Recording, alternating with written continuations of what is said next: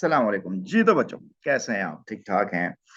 Here is the video for you that is for obviously Cambridge O level students, and there is a question, uh, directed writing, and the paper number two.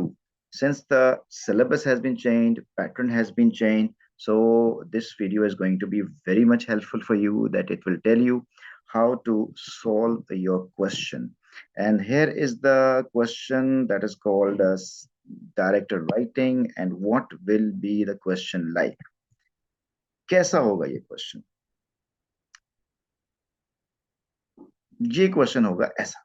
इसमें आपको दो text मिलेंगे। एक text होगा text ए के नाम से, और ये आपके सामने आ रहा है ये टेक्स्ट, और एक होगा टेक्स्ट नंबर टू। ये दो टेक्स्ट आपके डायरेक्टेड राइटिंग में क्वेश्चन नंबर वन में आपके सामने होंगे। ठीक है। और ये ऑलमोस्ट 250 वर्ड्स का एक, और दूसरा भी 250 वर्ड्स का राउंड अबाउट टेक्स्ट होगा। ऑलमोस्ट 500 टू 550 वर्ड्स का टेक्स्ट होगा।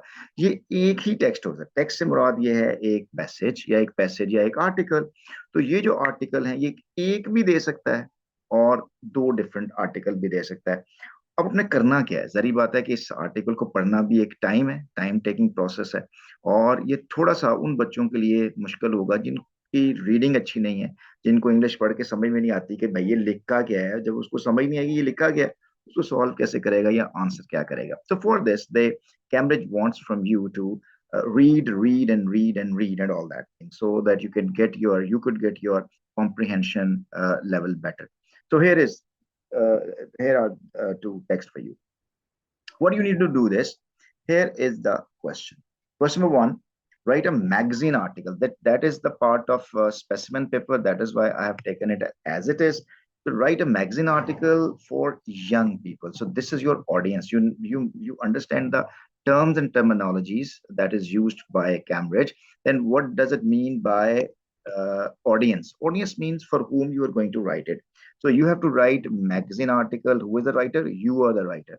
And for whom you're going to write? For this young people, about the advantages and disadvantages of traveling to other countries. This is the key thing for that. This is the fundamental thing for that.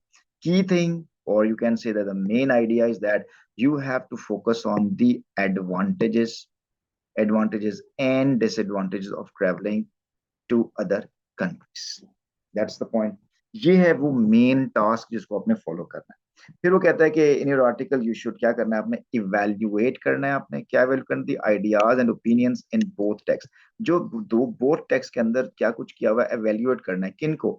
Ideas को और opinion को आपने evaluate करना है। Clear होगी बात यहाँ तक? चलिए, अब आपने क्या करने लगे जी इसके बाद? Give your own views. फिर आपने अपने आइडियाज देने। Give your own views based on what you have read in the text about the advantages and disadvantages of travelling to other countries. ठीक है, फिर क्या करना है? Base your article on what you have read in both text, but be careful to use your own words. Mind it, your own words. आपने, होता ही है कि चूंकि टेक्स्ट आपके सामने होता है और आपने उसमें से कॉपी करके लिख देते हैं फॉर द सेक ऑफ। एक बच्चों के जहन में ये भी होता है कि जितना लिखेंगे उतना नंबर मिलेंगे। नहीं, आपने जितना लिखना है वो सही लिखना है, और whatever you have to write, whatever you are required for. Okay. इसके बाद है address both of the bullets point. ये दोनों पॉइंट्स को आपने एड्रेस करना है। क्या? इवेल्युएशन करनी है, और इसमें फोकस क्या करते रहना है? एडवांटेज और डिसएडवांटेज के ऊपर फोकस करना है आपने। अच्छा, begin your article with suitable heading. वो अब ये आपको इंस्ट्रक्शन दे रहा है, आपने इस इंस्ट्रक्शन को फॉलो करना है कि आपने हेडलाइन देनी है, और 250 टू 300 वर्ड्स लिमिट है, और up to 10 marks are available for the content of your answer, and up to 15 marks for the quality of your writing. Look at this, content writing, up to 10 marks are available for the content of your answer. अब ये content से मुराद ये है कि आपने वो जो wording, वो जो आपने मवाद मटेरियल जो प्रेजेंट किया है, उस कंटेंट के 10 मार्क्स हैं, और 15 मार्क्स जो हैं वो आपके किसके? Quality of your writing. अब ये क्वालिटी ऑफ राइटिंग से क्या मुराद है? क्वालिटी से मुराद ये है कि आपकी वो जो सेंटेंस स्ट्रक्चर कितना अच्छा था, उसका मैसेज इतना अच्छा आपने कन्वे किया, ये चीजें आपके अंदर आई। अब इन चीजों के, ये तो हो गया आपका क्वेश्चन। अब आपने इसको, कैम्ब्रिज क्या चाहती है? कैम्ब्रिज ये चाहती है कि आपके पास क्या क्या स्किल होना चाहिए।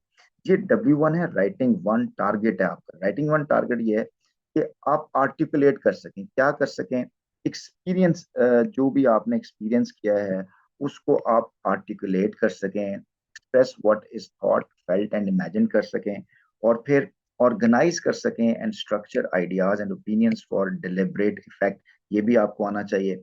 ये use a range of vocabulary and sentence structure appropriate to the context. ये W3 का मतलब है राइटिंग थ्री ऑब्जेक्टिव, ये राइटिंग टू ऑब्जेक्टिव है, ये राइटिंग वन ऑब्जेक्ट है।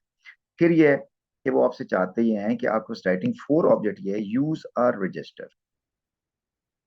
यूज आर रजिस्टर, अब ये रजिस्टर से क्या मुराद है, रेंज ऑफ वोकैबुलरी, रजिस्टर से क्या मुराद है, registers appropriate to the context. Register से मुराद क्या है ये आपको अच्छी तरह से पता होना चाहिए यार। जब कहा जाता है कि आपकी राइटिंग में रजिस्टर हो, टोन, मूड, एटीट्यूड हो, इसका क्या मतलब है। और ये जो राइटिंग फाइव का जो कॉन्सेप्ट है, make accurate use of spelling, punctuation and grammar, ये हैं five objectives of your writing. कि कैम्ब्रिज चाहती है, Cambridge board wants from you to understand these five writing objectives and they will assess you on these things. Okay, इसको further इसमें clarify इसने कुछ यूं किया हुआ है कि वो ये कहता है कि express what is thought and, इसका मतलब यूं है कि जो आप सोचते हो, जो फील करते हो, जो इमेजिन करते हो, उसको आप एक्सप्रेस कर सकें in terms of English words obviously, organise कर सकें, कन्वे फैक्ट्स कर सकें, ideas and opinion effectively convey कर सकें, demonstrate a varied vocabulary appropriate to the context, और demonstrate an effective use of sentence structure. देखिए ये बार बार सेंटेंस स्ट्रक्चर आ रहा है, and I think you must be very much well aware of what I we mean sentence structure. I mean sentence simple, complex, compound, complex, and there is different genre in it. Like you use parent into it, you use participle into it. This is called different sentence structure. And then demonstrate an understanding of audience and purpose of the form. Audience means the people who will read, people who will read your text, for whom you are going to write something, that is your audience. And then the number six is demonstrate accuracy in spelling, punctuation and grammar. ये हैं वो targets जो आपको writing में आपके सामने आने चाहिए, इसको हम डिमॉन्स्ट्रेट करेंगे। और जरी बात है, इट्स ऑल अबाउट प्रैक्टिस, जितनी ज्यादा जितनी अच्छी आप प्रैक्टिस करेंगे उतनी अच्छी आपकी परफॉर्मेंस होती जाएगी। क्लियर है। अच्छा, तो ये हमारे पास पैसेज आ गया। अब ये पैसेज हमने जारी बात है क्या करना है, इस अंदाज से पढ़ना है कि इसमें बेनिफिट्स, और हमारे पास जो फोकस क्या है कि इंटरनेशनल, यानी मतलब नेशनल इंटरनेशनल जो ट्रेवलिंग होती है उसके बेनिफिट्स और उसको प्रोज एंड कॉन्स को हमने डिस्कस करना है। ठीक है जी, ये हमारे पास पैसेज है। इसको हम किस अंदाज से करेंगे, जारी बात जब से पढ़ने लगते हैं ना, तो सेंटेंस बाय सेंटेंस पढ़ें। आप देखें, पहला सेंटेंस पढ़ेंगे, I have never understood why people are so keen to travel to other countries when there is so much to see in their native lands, very few of us really know. ये यहाँ तक हम इसको understand करते हैं। ये पहला sentence है। इसका पहला सेंटेंस ये है, it's human nature to want to see and try new things.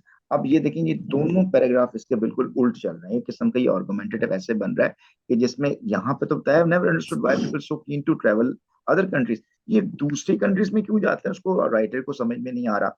और यहाँ वो कहता है कि ये ह्यूमन नेचर है कि वो बाहर सफर करना चाहता है। क्लियर होगी बात। इसको आपने क्या करना है कि अपने तौर पर इसके कंटेंट बना लेने, अपने पास इसके कंटेंट बना लेने। वो क्या है, the passage encourages the importance of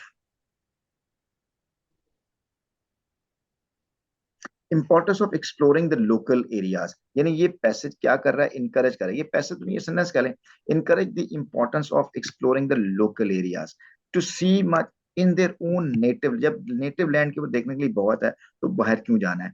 ठीक है, तो इसका मतलब है कि ये नेटिव की बात करने लगा है, नेटिव एरिया। अब नेटिव एरिया से एक मुराद ये है कि उसका इर्द गिर्द का जो लोकल एरिया है जहाँ पे वो रहता है, उस लोकल एरिया को वो क्यों नहीं एक्सप्लोर करता, वो बाहर क्यों निकल जाता है भाई। ठीक है। और जो दूसरा पैसेज है वो बात करता है, people don't stay in one place as it is in their nature to explore new places and things. ठीक है, तो ये दोनों एक साथ, ये अब आपने अपने पास रफ में ये पॉइंट्स बनाते जाने हैं तो आपको हेल्पफुल होंगे आगे आर्टिकल बनाने में या लेटर लिखने में। अगला क्या वो कहता है कि very few of us really know our own countries, preferring instead to hop on a fuel guzzling aeroplane and travel thousands of miles to far flung lands of vacation.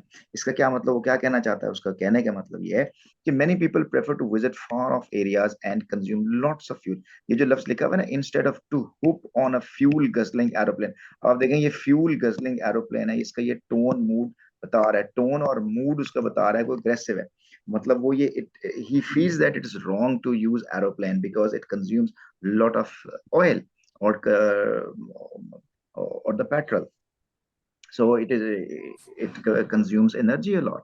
So many people prefer to visit far off areas and consumes lots of fuel. वो जाना चाहते हैं लेकिन ये सही नहीं है. It's obviously it's not that much good. Okay, and then what we will talk about. अच्छा जी, इसी के साथ साथ वो ये नेक्स्ट में अगले पैराग्राफ में क्या कहता है, अगले पैराग्राफ में क्या होता है, travelling opens up a new world to young people.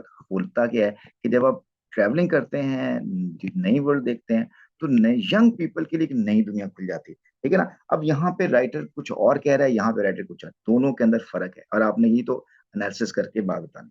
Next अगर हम आगे मूव करें इसी में, तो वो बात करता है, and what greets us when we land, paying ridiculously high prices to enter crowded tourist attraction and then getting ripped off in restaurants by paying twice as much as locals for the same food.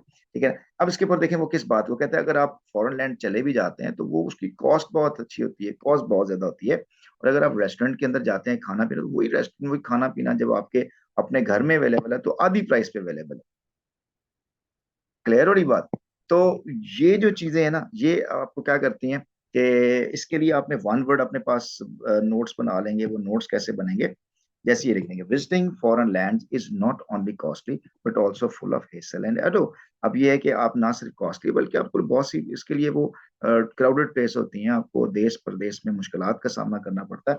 तो वो ये point है जो मैंने यहाँ पे लिख दी कि कंटेंट बन रहे हैं उसके. और इसका क्या है कि वो यह कहता है कि ट्रैवलिंग इज एजुकेशनल. हाँ, अगर आप ट्रैवलिंग करते हैं तो ये एजुकेशन का पार्ट है. You can practice a language, learn about different cultures and attitudes, try new exotic foods. और ये उसको कहता है कि बेनिफिट्स उसके, तो travelling increases your knowledge about language, culture and attitude. तो ये उसके बेनिफिट्स हैं और ये उसके डीमेरिट्स हैं. इनको आपने तरतीब देकर एक, जो अगर वो कहेगा आर्टिकल बनाना तो अपने आर्टिकल बना देंगे, लेटर है तो लेटर की फॉर्म बना देंगे. तो ये चीज आपको आनी चाहिए कि जैसे ये लिखा हुआ, आई बिलीव इन स्टेकेशन. अब देखिए स्टेकेशन जो है आपके लिए बिल्कुल नया वर्ड है, और ये मजे की बात है, ये 2023 ही के अंदर जो है ना ये वर्ड इजाद हुआ. बहुत से वर्ड जो है नए नए बन रहे होते हैं.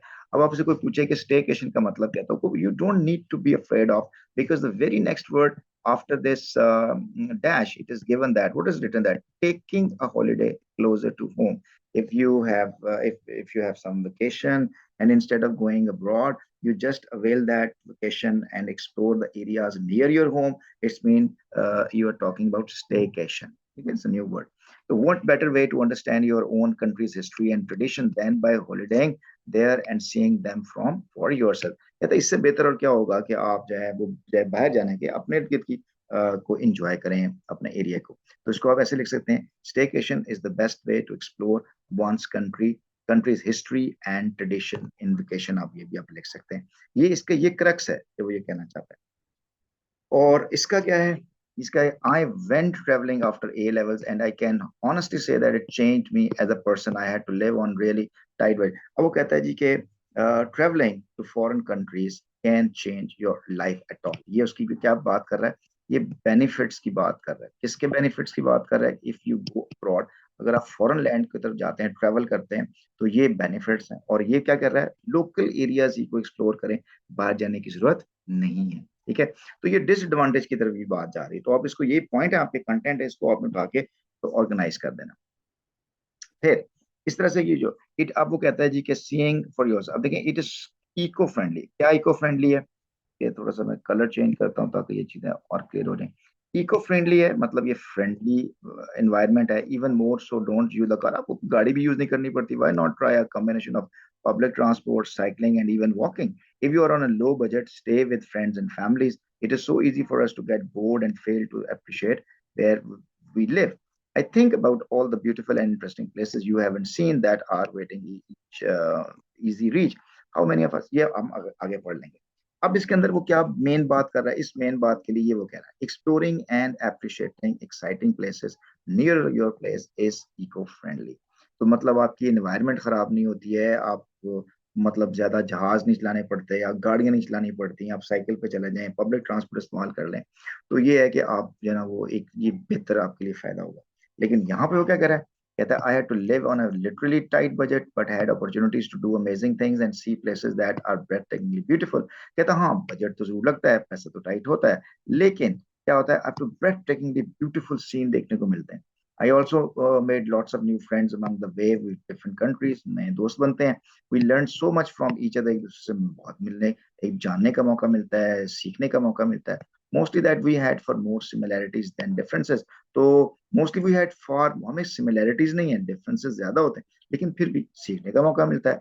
Traveling made me realize I had been too caught up with owning all the right stuff when in reality my needs were very simple. तो कहता है कि मुझे ये ट्रैवलिंग ही बताती है कि मेरी जरूरियात को इतनी ज्यादा नहीं थी जितना मैंने इनको के लिए मैं सफर कर रहा हूँ।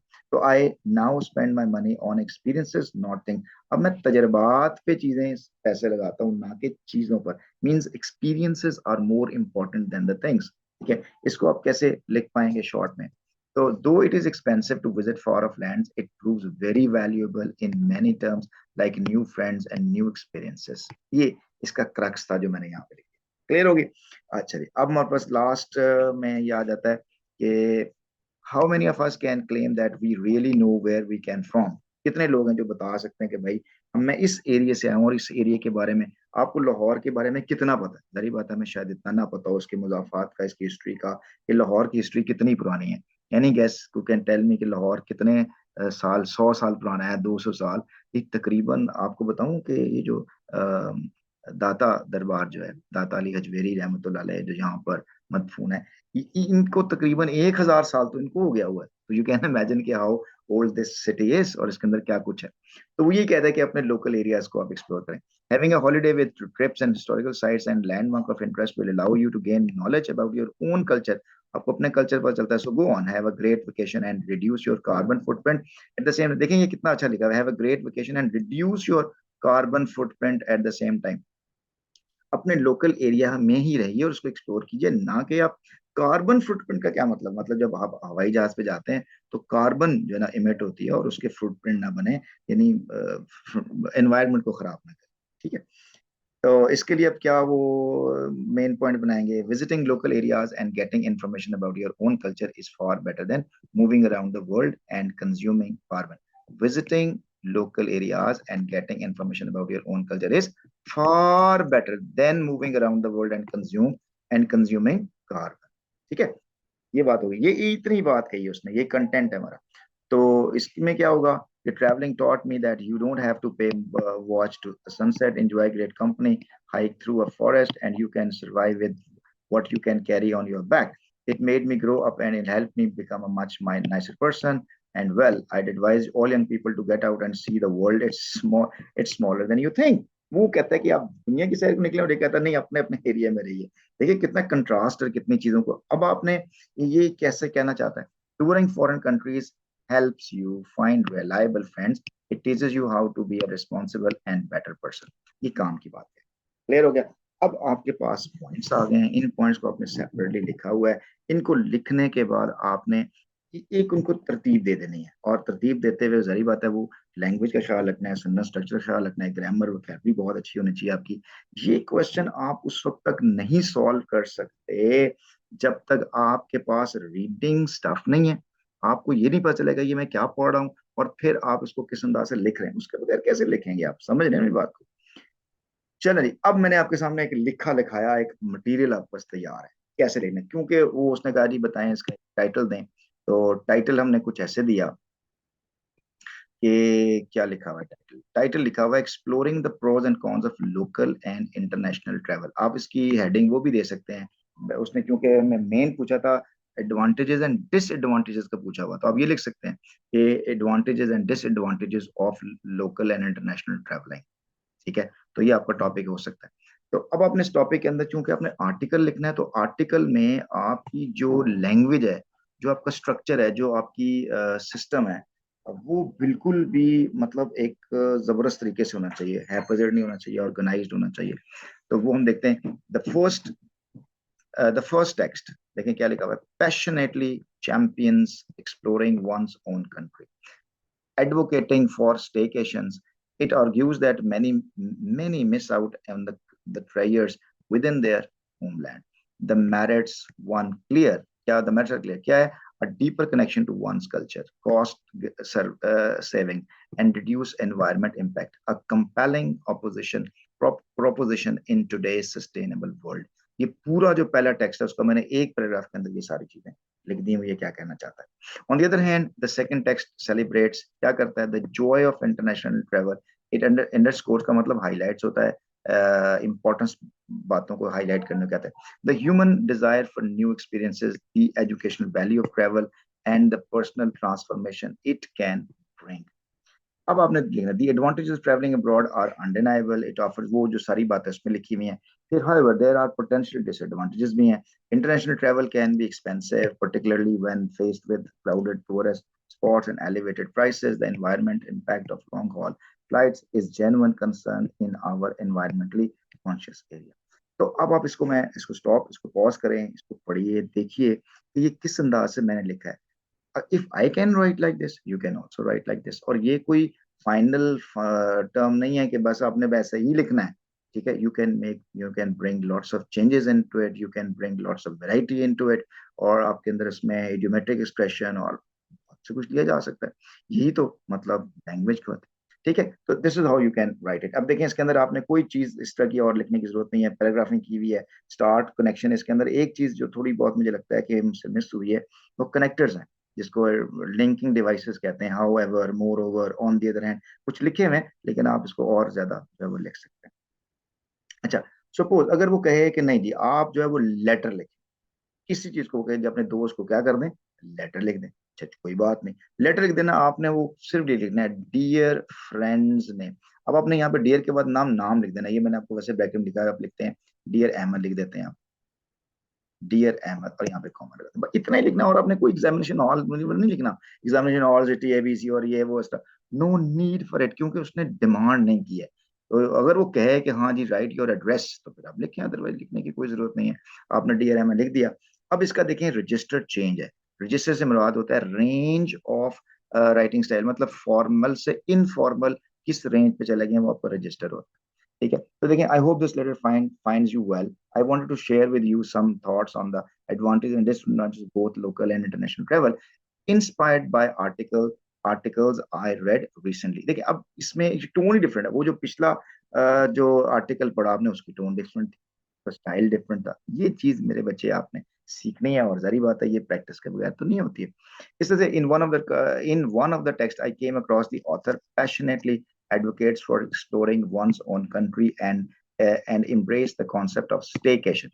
Argued that many individuals miss out of the treasures within their homeland. The merits of this perspective are clear. A deeper connection to one's culture. Almost चीजें वही हैं, बस इसका स्टाइल जो है डिफरेंट हो गया। इसको पॉज करके देखिएगा कि ये कैसे लिखा हुआ है, और मजीद भी अगला पैराग्राफ भी चलेगा इसका। एंड में आपने ये लिख दें, ये देख स्टाइल देखें, I would love to hear your perspective on this matter. Have you ever face the dilemma of choosing between local international travel before, ठीक है। तो let's catch up soon and discuss this further. तो warm regards, your name, यहाँ पर आप name लिखे बेशक आप साइन वगैरह कर सकते, ठीक हो गया जी। अब जारी बात है, ये चीज एक लेक्चर से और एक इस तरह से वीडियो देखने से तो चीजें नहीं क्लियर होंगी, और आप इस तरह से मास्टरी करके नहीं लिख सकते हैं। You need practice. तो उसके लिए मैं आपको बहुत जल्द मवाद सेंड करूंगा इंशाल्लाह। ये यदि इस तरह से अगर चीजें आ जाए तो आप कैसे करेंगे, तो जरी बात है आपके पास, इसके लिए इसीलिए हम 2-3 साल देते हैं कि आप प्रैक्टिस करें। कम अज कम आप एक वीक के अंदर और फोर्टनाइटली आप 1 से 2 चीजें आपको जरूर ऐसी जो है वो लिखनी चाहिए, ठीक है जी। तो ये कुछ चीजें और भी आप नोट कर लें, ये मैं इसको सेपरेट वीडियो बनाऊंगा इसके ऊपर। जब वो कहता है ना कि आपकी जो टोन मूड एटीट्यूड है, ये टोन का वर्ड है, ये मूड है, और ये एटीट्यूड है, और ये रजिस्टर है, इससे क्या मुराद है ये मैं आपको एक्सप्लेन करूंगा। अलग से डिटेल के साथ बताऊंगा कि ये जो सेंटेंस लिखा हुआ है इसका टोन मूड एटीट्यूड क्या है। एक तो भी आपने सिंपल कॉम्प्लेक्स कंपाउंड पढ़ा है ना, वो तो बड़ी बेसिक चीजें हैं। असल चीज तो ये है ना कि मैंने जो बात लिखी है वो आपको मैसेज क्या कन्वे करना चाहता हूँ। तो इस पे भी इंशाल्लाह बात करेंगे। तो अभी मैं आपके लिए क्वेश्चन के लिए आपको मैं कहता हूँ जी, आप मुझसे क्वेश्चन कर लें, any question if you want to ask. So now my lecture is over. Now you can ask any question if you want to. Or yeah, I can, let me turn on your mic. Where is the mic?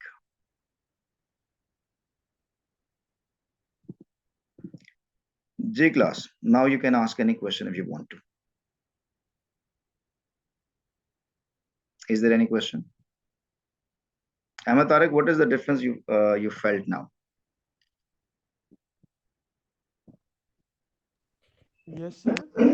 Any difference you felt uh, regarding this report writing? Sorry, what is this we call directed writing of this year and directed writing of past year. Yes, sir. There is a big difference. Uh, it's a little bit confusing, but uh, if for the new generation, I think if they put a little bit more attention into it, then it will be easy for them.